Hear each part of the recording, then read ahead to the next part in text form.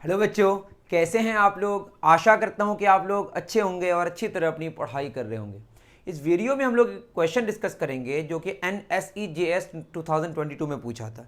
Physics का question है। Question काफ़ी लेंदी क्वेश्चन है। आप देख सकते हैं कितना बड़ा क्वेश्चन है। क्वेश्चन में पूरी एक कहानी लिखी गई है। देखते हैं क्या कहानी कही जा रही है। कहानी कह रहा है वन फाइन मॉर्निंग, एक सुबह की बात हो रही है, बहुत ही बढ़िया सुबह। Mister Ravi visited Gandhi park with his grandson. Mister Ravi नाम का कोई बंदा है जो अपने पोते के साथ एक पार्क जा रहा है, गांधी पार्क।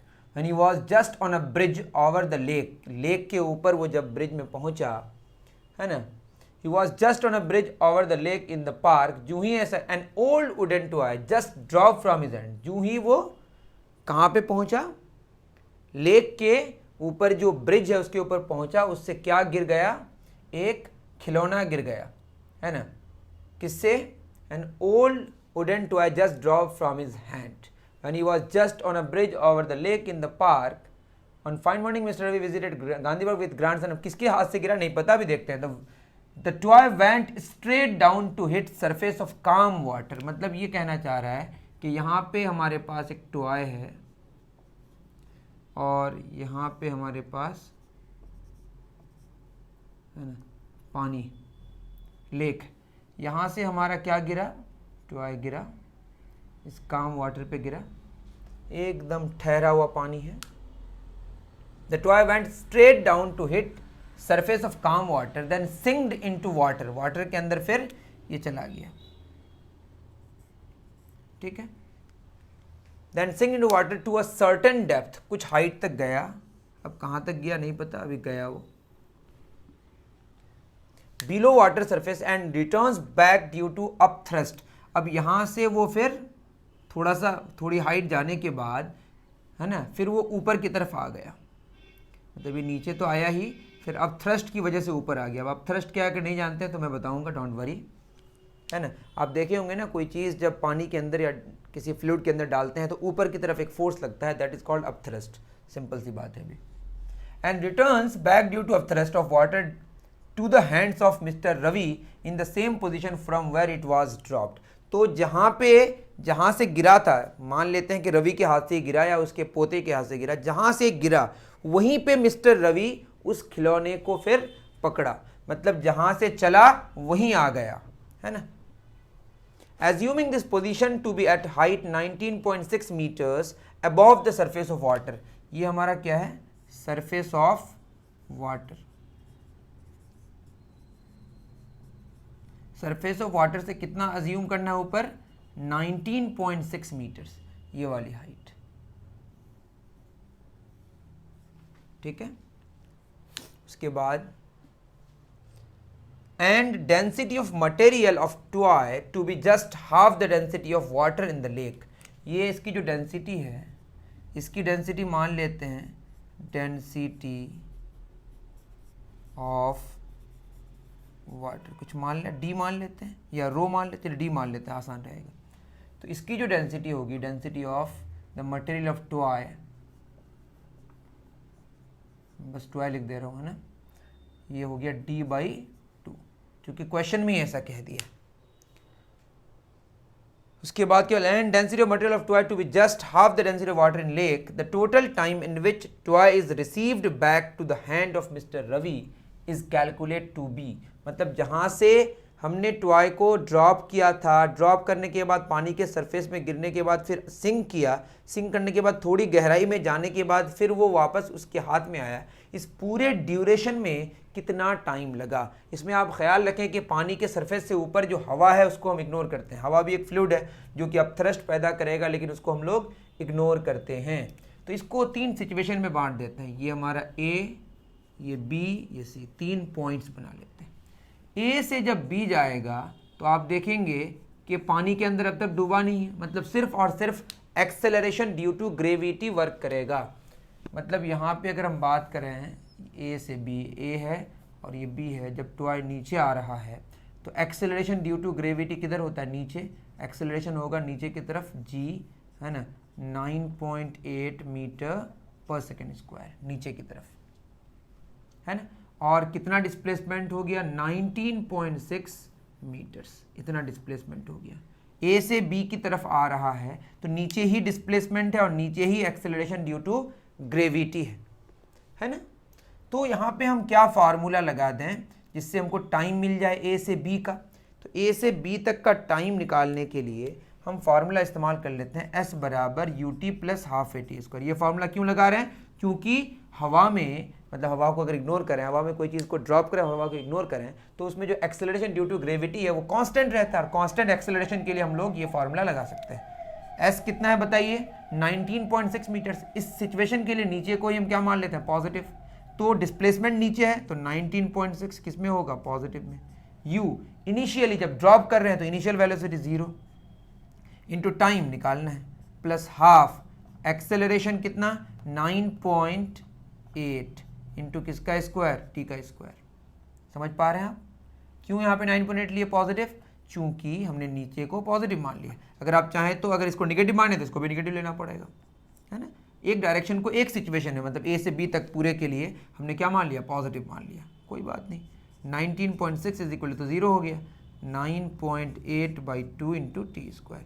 9.8 2 ज़ा 19.6, तो टी स्क्वायर हो गया 4। तो टी प्लस माइनस 2 आएगा, लेकिन सिर्फ पॉजिटिव लेंगे क्योंकि टाइम इंटरवल सिर्फ पॉजिटिव हो सकता है। तो 2 सेकेंड्स लगा उसको अब तक, अभी सिर्फ जो जहाँ से ड्रॉप किया था उस पुराने खिलौने को सरफेस ऑफ वाटर तक पहुँचने में। तो अभी तक हमारे पास जो पहला टाइम आया t1 लिख देते हैं, ये आया 2 सेकेंड्स। अब B से C जाएगा, मतलब सिंक करके कुछ अंदर जाएगा, है ना। एक बात ख्याल रखें कि A से B में जो जा रहा है फोर्स नीचे लग रहा है और जा भी नीचे रहा है, दैट इज स्पीड बढ़ रहा है। अब B से C में चूंकि अब ऊपर आना है इसको, इसका मतलब फोर्स ऊपर लगना पड़ेगा। मैं बता रहा हूं क्या होगा। अब B से C जाएगा,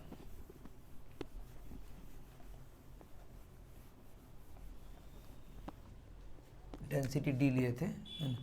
अब दूसरी कहानी होगी हमारी B से C। काफ़ी बढ़िया क्वेश्चन है, ध्यान से देखिए।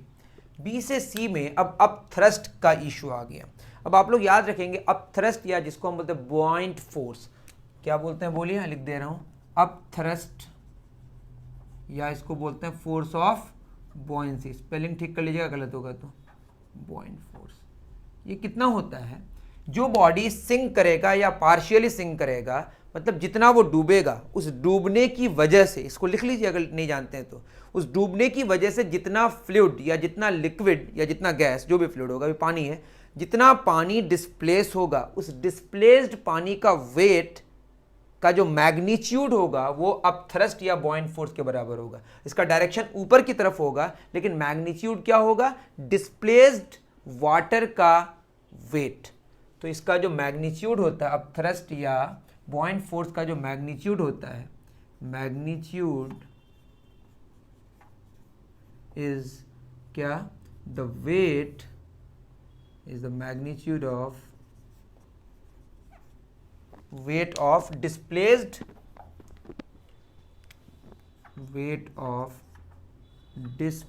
fluid। यहां पे फ्लूइड कौन है? वाटर। तो वाटर जितना डिस्प्लेस करेगा वो खिलौने के डूबने की वजह से, है ना, वो डिस्प्लेस्ड वाटर का जितना वेट होगा उसका मैग्नीट्यूड अप थ्रस्ट या बॉइंट फोर्स के बराबर होगा। और डायरेक्शन किधर होगा? ऊपर की तरफ। इसमें कोई शक की बात नहीं है। तो अब जब B से C की बात करेंगे तो जो खिलौना है, खिलौना पर 2 तरह के फोर्सेस लगेंगे। एक तो नीचे लगेगा, अर्थ लगाएगा, जिसको हम वेट कहते हैं। W इज वेट, जो कि किसके बराबर होता है? Mass into acceleration due to gravity. और ऊपर की तरफ लगेगा अप थ्रस्ट। अप थ्रस्ट को हम U लिख देते हैं, या B, force of buoyancy, बॉइंट force. Up thrust किसके बराबर होता है? ये होगा वेट मास ऑफ क्या? Mass of toy into acceleration due to gravity. ध्यान से यहाँ पे मैं लिख दे रहा हूँ, वेट क्या होगा? Mass of toy into acceleration due to gravity. और ये क्या होगा? अब थ्रस्ट। अब थ्रस्ट होगा वेट ऑफ डिस्प्लेस्ड वाटर। तो वेट का formula mg, mass into acceleration due to gravity. तो क्या हो जाएगा? Mass of displaced water, mass of displaced water into acceleration due to gravity. Displaced water लिखा हुआ है यहाँ पे, मैं dl लिख देता हूँ, dw, displaced water into acceleration due to gravity. ऊपर अब थ्रस्ट लग रहा है, नीचे क्या लग रहा है, वेट। अब बताइए इसका नेट एक्सेलरेशन किधर होना चाहिए, आप खुद सोचिए। जब ये नीचे जाके फिर ऊपर आएगा, इसका मतलब इसको स्लो करते करते मैं ये कह रहा हूँ कि बी से सी में ये कह रहा है कि जहाँ से छोड़ा था वापस वहीं आ जाएगा। इसका यह मतलब है कि काम वाटर के सरफेस में जाने के बाद जब वो सिंक किया तो सिंक करने के बाद उसकी स्पीड घटते घटते घटते घटते फाइनली जीरो होगी, तब तो वापस ऊपर आएगी। मतलब जो नेट एक्सेलरेशन है वो ऊपर की तरफ होगा। अगर तब भी आपको कंफ्यूजन हो तो आप क्या सोच सकते हैं, नीचे मान ले सकते हैं एक्सेलरेशन बाद में निगेटिव आ जाएगा तो ऑटोमेटिकली ऊपर लेना होगा। नीचे मानेंगे एक्सेलरेशन निगेटिव आए तो ऊपर लेना पड़ेगा। समझेंगे आप? मैं ये कह रहा हूँ कि स्पीड बढ़ते बढ़ते बढ़ते बढ़ते बढ़ते यहाँ पे बहुत ज़्यादा स्पीड हो गई, उसके बाद जो ही वो सिंक किया तो नेट एक्सेलरेशन किधर लग रहा है, नेट फोर्स लग रहा है ऊपर। तो नेट फोर्स, नेट एक्सेलरेशन कहना गलत है, नेट फोर्स किधर लग रहा है, ऊपर, और बॉडी किधर जा रहा है, नीचे। दैट इज उसकी स्पीड घटते घटते घटते घटते फाइनली क्या हो जाएगी, जीरो, फिर वापस ऊपर आएगी। समझेंगे आप बात? देखिए ऊपर कितना लग रहा है, नेट फोर्स का फॉर्मूला होता है मास इनटू एक्सेलरेशन। तो नेट फोर्स ऊपर ज़्यादा नीचे कम, समझ गए। डेंसिटी ऑफ, तो क्या होगा, mass of displaced water into acceleration due to gravity. और नेट फोर्स कैसे निकलता है बताइए, मैं फिर कह रहा हूँ। ऊपर लग रहा है अगर मान लेते हैं 10 न्यूटन, नीचे लग रहा है 8 न्यूटन, तो नेट फोर्स क्या होगा, 10 - 8।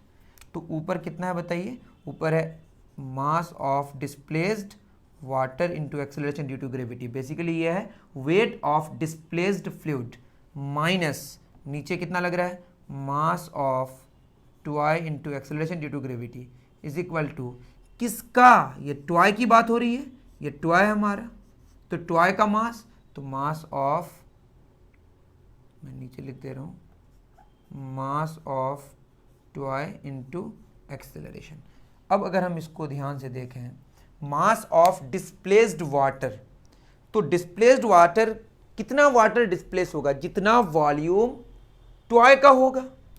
वॉल्यूम ऑफ टॉय को हम मान लेते हैं, वॉल्यूम ऑफ टॉय को हम v मान लिए, तो जितना वॉल्यूम खिलौने का होगा उतना ही वॉल्यूम ऑफ वाटर डिस्प्लेस होगा। तो मास का फॉर्मूला क्या होता है, कहाँ पे लिखूं, कहाँ पे लिखूं, यहीं पे मैं लिख देता हूँ, यहाँ तो आप लिख ही नहीं होंगे सर, है ना। v क्या है हमारा, वॉल्यूम ऑफ टॉय। डेंसिटी का फॉर्मूला क्या होता है, मास बाई वॉल्यूम, है ना। तो मास हो जाएगा हमारा डेंसिटी इंटू वॉल्यूम। यहाँ डेंसिटी डी, मतलब डी एक तो हम इस्तेमाल किए वाटर के लिए, डी डेंसिटी के लिए, समझ रहे हैं आप। देखिए मास ऑफ डिस्प्लेस्ड वाटर, तो क्या होगा, मास का फॉर्मूला डेंसिटी इंटू वॉल्यूम। तो डेंसिटी क्या, density of water into volume. Volume तो हमारा फिक्स्ड है, जितना टॉय का होगा उतना ही डिस्प्लेस होगा, है ना, into acceleration due to gravity minus mass of toy, क्या फॉर्मूला होगा, डेंसिटी टू वॉल्यूम। अब डेंसिटी कितना है बताइए, d/2, वॉल्यूम तो उतना ही है, जितना वाटर का वॉल्यूम है, जितना डिस्प्लेस वाटर का वॉल्यूम है उतना ही टॉय का वॉल्यूम है, क्योंकि टॉय जितना डूबेगा उतना, क्योंकि टॉय पूरा सिंक कर गया है, पार्शियली सिंक नहीं किया है। समझ पा रहे हैं आप I think, into mass of toy. तो यहाँ पे क्या लिखेंगे, सेम मास ऑफ टॉय मतलब d/2 इंटू वी इंटू ए। अब इसको अगर देखें तो यहाँ पे क्या क्या कैंसिल हो जाएगा कॉमन आके, v d/2, चलिए v इंटू डी, v कुछ छूटा क्या हमारा, dw को हम क्या लिखेंगे, d लिख देंगे ना, क्या मैंने डेंसिटी ऑफ वाटर तो d ही माने हैं ना, तो v इंटू डी कॉमन ले लिया, अंदर क्या बचा, g minus g/2 is equal to d into v into a/2।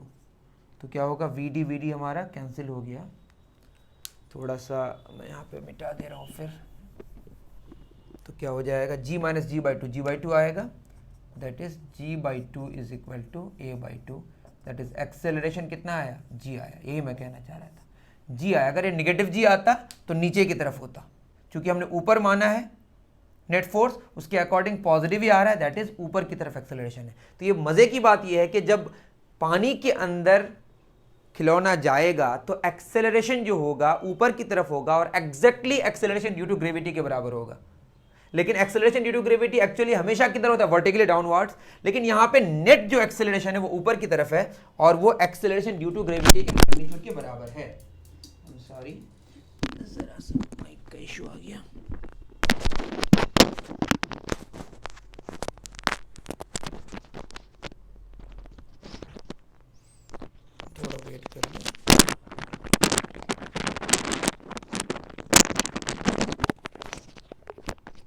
चलिए, क्या बात हो गई हमारी। एक्सेलरेशन किधर आया, एक्सेलरेशन ऊपर की तरफ आया। कब, जब वो पानी में सिंक कर गया। ठीक है, तो पानी में सिंक कर गया तो एक्सेलरेशन ड्यू टू ग्रेविटी किधर आया, मैं बी से सी दोबारा बना लेता हूं, ये बी, ये हमारा सी। जब बी से सी आ रहा है खिलौना, तो एक्सेलरेशन ड्यू टू ग्रेविटी किधर है, ऊपर की तरफ है। इसमें कोई शक की बात नहीं है। अब अगर हम बात करें कि फाइनली यहां पे बी में कितनी वेलोसिटी हुई होगी, यहां की वेलोसिटी को हमने u मान लिया है ना।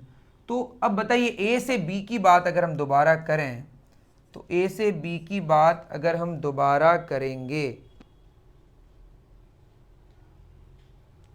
तो क्या होगा बताइए।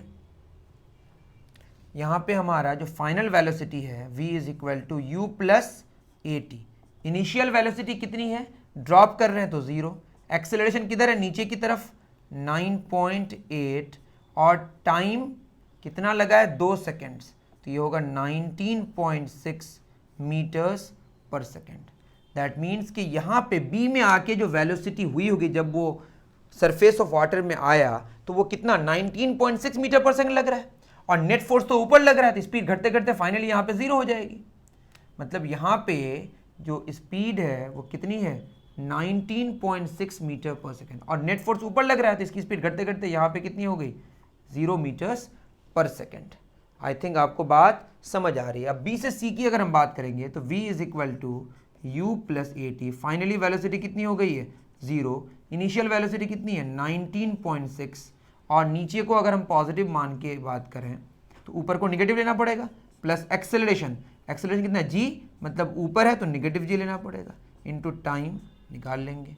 तो g का वैल्यू कितना है आपको पता ही होगा, माइनस जी टी पर आएगा तो जी टी हो जाएगा, इज इक्वल टू 19.6, और g होता है 9.8 मैग्नीट्यूड इसका, है ना, और ये t यहाँ से फिर क्या आया, 2 सेकेंड्स। समझ गए। तो b से c तक आने में टाइम कितना लगा, 2 सेकेंड्स। अब आगे आपको बनाने की ज़रूरत नहीं है।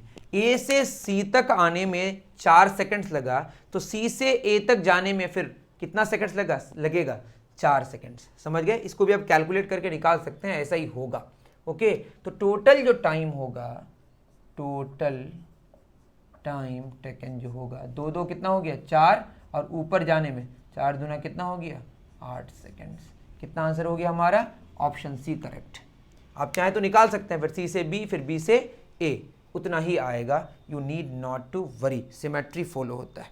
आई थिंक आपको बात समझ आई होगी। मैंने डिटेल्ड सोल्यूशन देने की कोशिश की, उम्मीद कर रहा हूँ कि आपको समझ आया होगा। मिलते हैं फिर नेक्स्ट वीडियो में। Thank you very much.